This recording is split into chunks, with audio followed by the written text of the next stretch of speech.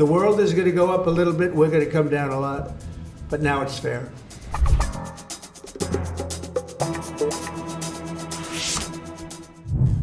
트럼프 정부가 일찌감치 예고해온 의약품 관세가 현실이 되고 있습니다. 트럼프 정부는 10월 1일부터 외국에서 미국으로 수입되는 브랜드 및 특허 의약품에 100% 관세를 부과하기로 했는데요. EU 트럼프 정부가 글로벌 제약사들과 개별 협상에 집중하면서 관세 부과는 일단 연기된 것으로 전해졌습니다. 하지만 후속 절차가 늦어지면서 불확실성은 더 커졌습니다. 트럼프 정부는 우선 미국에 공장이 있거나 공장을 짓고 있는 기업은 일단 제외했지만 글로벌 제약업계에 미치는 파장은 상당할 것으로 보입니다.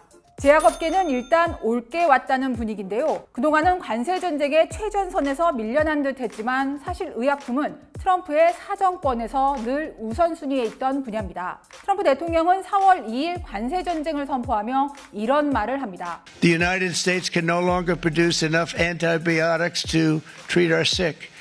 We have a tremendous problem. We have to go to foreign countries to treat our sick. 트럼프 대통령이 이런 말을 한 데는 그럴 만한 이유가 있습니다. 먼저 힌트가 될 만한 사례 하나를 소개해드리겠습니다.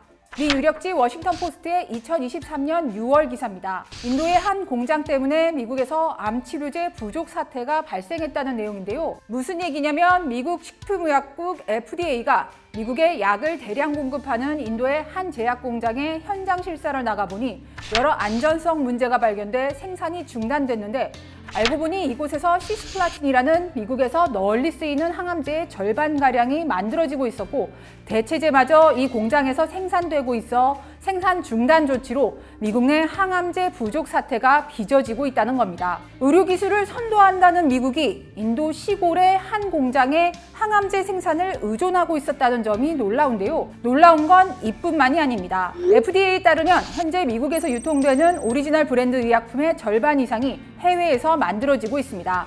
복제약인 제네릭 의약품은 그 비중이 더 높았는데요. 여기서 오리지널 브랜드는 뭐고 제네릭은 뭐야 하시는 분들도 있으실 텐데 오리지널 약은 처음 개발돼 독점 특허를 얻은 약을 말합니다. 신약 개발에 워낙 많은 돈과 시간이 들어가다 보니 보통 15에서 20년 정도 개발사에 독점적으로 신약을 만들어 팔 권리가 주어지는데요. 이 기간이 지나면 다른 제약사들도 똑같이 약을 만들어 팔 수 있습니다. 그게 바로 제네릭 복제약입니다. 주성분과 효능은 오리지널과 거의 같지만 가격은 훨씬 저렴합니다. 의료비가 비싼 미국에서는 약값이라도 낮추려 병원에서 환자에게 제네릭 약을 처방해주는 경우가 많은데요. 앞서 보신 통계는 그 처방약의 70%가량은 미국에서는 만들지 않는 약이라는 소리입니다. 그럼 어디서 그 많은 약을 사오는 걸까요? 바로 앞서 말씀드린 인도 그리고 중국입니다. 현재 미국과 관세 전쟁을 벌이고 있는 나라들이기도 한데요. 두 나라가 미국에 공급하는 제네릭 의약품 비중은 70에서 80%에 달합니다. 미국 제네릭 의약품 10개 중 7, 8개는 중국 아니면 인도산이라는 얘기입니다. 그 중에서도 인도는 미국에서 처방된 제네릭 의약품의 절반 가까이 대주는 최대 공급처입니다. 세계 제네릭 시장을 놓고 봐도 인도의 점유율이 20%로 가장 큰데요. 세계의 약국이라는 별명이 괜히 붙은 게 아니죠. 그런데 실상을 뜯어보면 얘기는 달라집니다. 바로 인도가 만들어 파는 의약품의 원료 대부분이 중국산이기 때문입니다. 지금 보시는 건 미국 미네소타 대학교의 보고서인데요. 미국 내 제네릭 약에 들어간 원료의 원산지를 조사해봤더니 2022년 기준으로 인도산이 47%로 가장 많았는데 알고 보니 인도산 원료의 33%는 중국산이 인도를 거쳐 들어온 경우였습니다. 이게 어떤 의미인지 정확히 파악하려면 약의 제조 과정을 좀 더 알아볼 필요가 있습니다. 우리가 흔히 약국이나 병원에서 보는 약은 완제의약품입니다. 이걸 만들려면 당연히 원료가 필요하겠죠. 약의 원료는 대부분 화학물질인 만큼 그대로 쓸 수는 없고 가공 과정을 거쳐 약효를 내게 만들어야 하는데 이렇게 뽑아낸 핵심 성분이 바로 활성제약 성분 API입니다. 이걸 흔히 원료의약품이라고 부르는데요. 이 타이레놀을 예로 들어보면 이 알약이 바로 먹기 좋게 만든 완제의약품이고 주성분인 아세트아미노펜이 활성제약 성분, 그러니까 원료의약품입니다.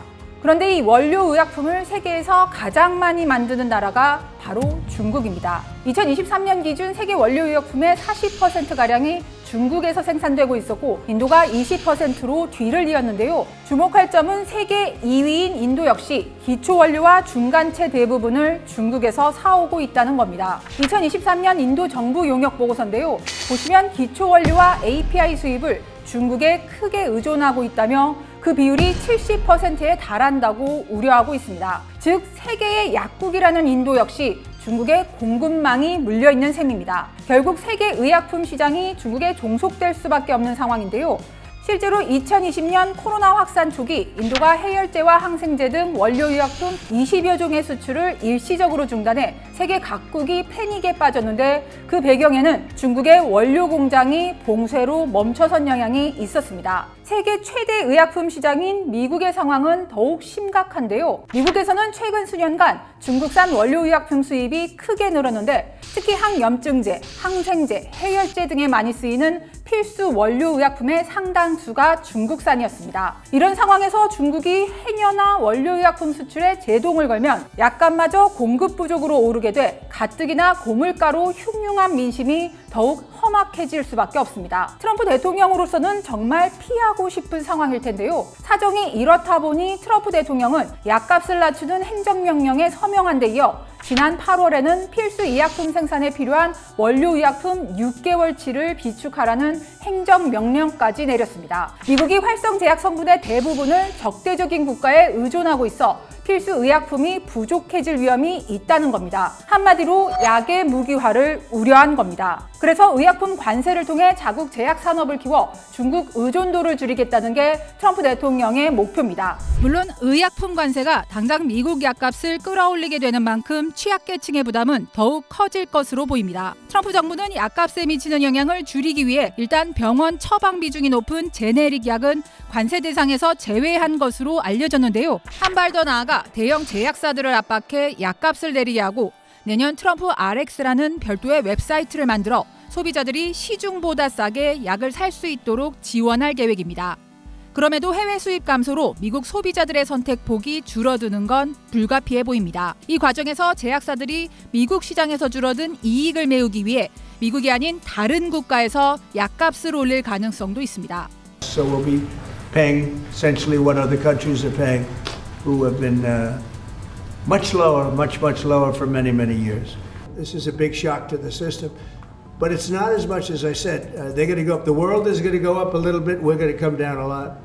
But now it's fair. 물론 미국의 상황이 처음부터 이랬던 건 아닙니다. 애초 원료의약품 시장은 1990년대 중반까지 미국, 유럽, 일본 등이 주도하고 있었습니다. 이후 세계 무역 확대에 따라 인도와 중국으로 생산 기지가 옮겨가기 시작했는데 두 나라의 인건비가 싸고 규제도 느슨해 싸게 약을 대량으로 만들 수 있었기 때문입니다. 그 과정에서 중국이 인도를 압도한 배경에는 정부 차원의 적극적인 지원이 있었습니다. 중국 정부는 인구 고령화에 대비하고 제조업의 부가가치 강화를 위해 국내 제약 산업에 막대한 투자를 해왔습니다. 그 결과 정부 지원을 등에 업은 중국 제약업체들이 저렴하게 다양한 약들을 생산할 수 있게 되면서 인도마저 가격 경쟁력을 위해 저렴한 중국산 원료를 사서 쓰지 않을 수 없는 상황에 이르게 된 겁니다. 그렇다면 우리나라의 사정은 어떨까요? 식약처에 따르면 우리나라의 원료의약품 자급률은 2023년 기준 25%대에 불과합니다. 원료의약품을 만드는 회사는 2013년 381곳에서 2023년 296곳으로 10년 새 22% 줄었습니다. 미국처럼 가격 경쟁력에서 중국, 인도산에 밀리면서 국내 기업들이 하나둘씩 떨어져 나갔기 때문인데요. 자체 원료 공급이 충분히 안 되면서 의약품 품귀 현상도 반복되고 있는데요. 지난 10년 동안 원료의약품을 구하지 못해 공급이 중단됐던 의약품은 100개가 넘었습니다. 다행히 수출 분야에서는 바이오 시밀러를 필두로 성장세를 이어왔는데요. 하지만 이번 의약품 관세 부과로 적지 않은 영향이 예상되는데요. 한국 의약품 수출에서 미국 시장이 차지하는 비중은 18%로 다른 어떤 나라보다 큽니다. 셀트리온처럼 미국 내 생산 거점을 마련한 기업들은 큰 영향이 없겠지만 그렇지 않은 회사들은 불안할 수밖에 없습니다. 미국이 우리나라의 반도체와 더불어 의약품에서도 최혜국 대우를 약속했지만 상황은 언제든 달라질 수 있다고 전문가들은 말합니다. 브랜드나 특허 의약품에 해당되는 의약품을 수출하는 회사는 한 7개 정도입니다. 대부분이 다 이제 제네릭이 좀 많고요. 근데 그럼에도 불구하고 갈수록 브랜드와 특허 의약품을 앞세워서 미국에 진출하고자 하는 기업들이 막 늘어나고 있는 게 이런 어떤 트럼프발 변수가 생겼기 때문에 아직도 우리나라 정부가 미국과 여전히 관세 협상 부분을 갖다가 진행을 하고 있고 아직 최종 서명을 한 게 아니기 때문에 전격적으로 어떤 입장 변화라든가 하는 부분을 끌어낼 수 있도록 최대한 민관 공조해서 입체적으로 좀 대응을 해야 되지 않을까.